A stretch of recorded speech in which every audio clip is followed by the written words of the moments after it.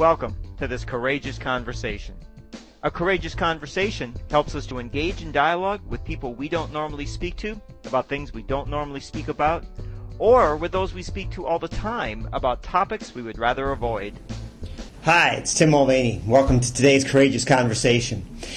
Today, current events conversation. I want to tell you about a presentation I was at just the other day, put on by Harvard Business School. Or actually, take that back. The Radcliffe Institute for Advanced Study at Harvard.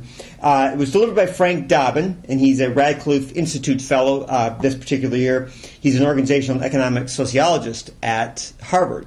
And the talk was about why diversity training doesn't work. And he and his colleagues have been tracking about 830 firms over the last sort of 30 years, and they looked at the impact of a variety of diversity efforts and have those positively impacted the number of minorities and women in the management ranks of those organizations. And so they actually tracked where they implemented a particular type of training or a particular type of diversity effort, and did that have an impact.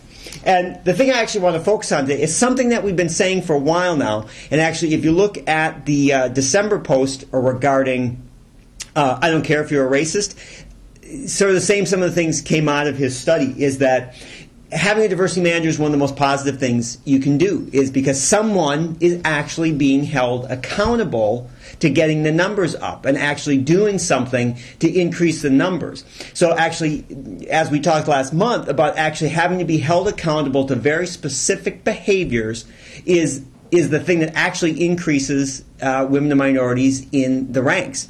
And another interesting statistic he had was actually about how, the backlash about white men saying, well, because, there's more women and minorities and less chance of getting ahead.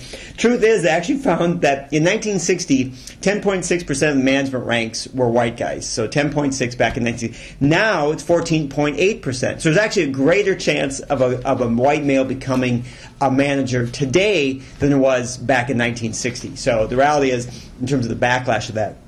But the most fascinating, amazing 2x4 over the forehead statistic he had was about diversity training itself, which actually 40% of organizations do mandatory diversity training that includes some portion of training that's about do's and don'ts, what you say in interviews and not say in interviews, what you're legally allowed to do, and all those sort of things, actually had a negative impact on getting women and minorities into management. It actually had the backlash, turns out, ended up being against women and minorities.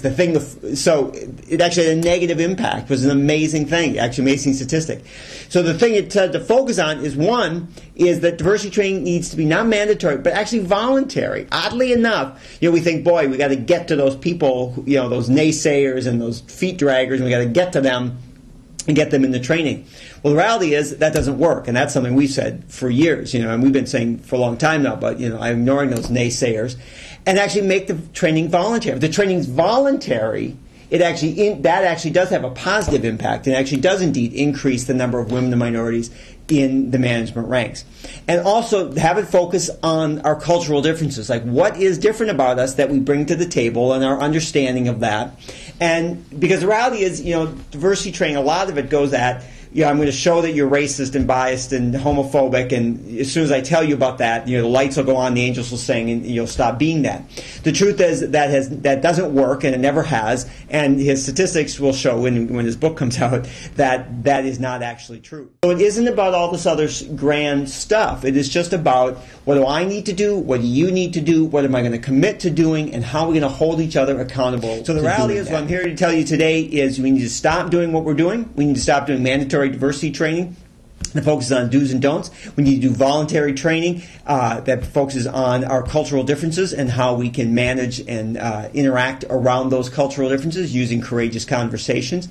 And that's what we need to do. It's an amazing phenomenon, something we've known for years, but he actually has statistics to prove it. So when you're ready to make that change and go to a voluntary program that will actually change people's behavior and actually increase the number of women minorities in management, actually increase the retention of minority employees, give us a call and we'll talk about doing courageous conversations. So this is Tim Mulvaney. I want to thank you for your time, and I look forward to talking to you again soon. Bye now.